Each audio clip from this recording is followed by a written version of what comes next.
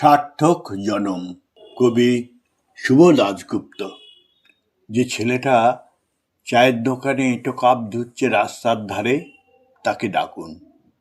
তার কানে কানে বলুন, সুজলাং সুফলাং মলয়জ শীতলাং। হ্যাঁ, বেশ সুন্দর করে বলুন।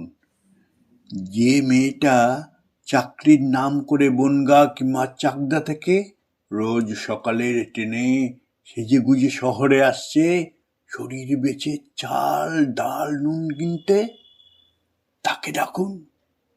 তার কানে কানে সুরেলা কণ্ঠে বলুন, সার্থক জনম আমার, জন্মেছি এই দেশে।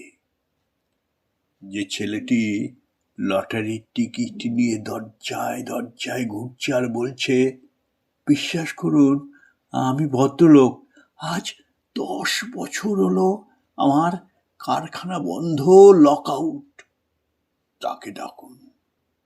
তার কানে কানে বলুন, বলো বলো বলো সবে, শতবিনাবে নুরবে, ভারত আবার জগৎ সভায় শ্রেষ্ঠ আসন লবে।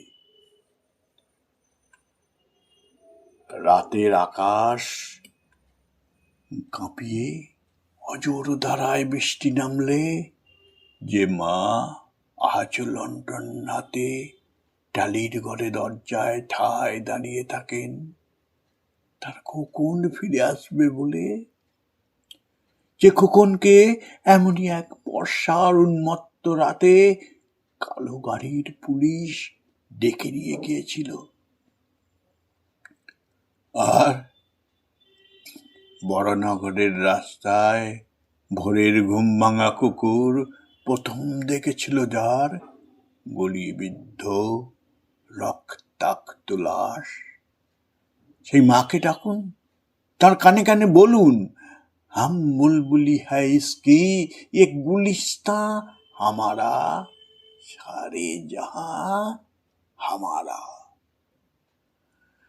সবাইকে সবকিছু বলা শেষ হলে শুনশান শীতের রাতে 5 মাথার মোড়ে ঘোড়ায় চড়ে বসা সেই মহাবিপ্লবীর পায়ের সামনে ধীরে ধীরে এগিয়ে যান।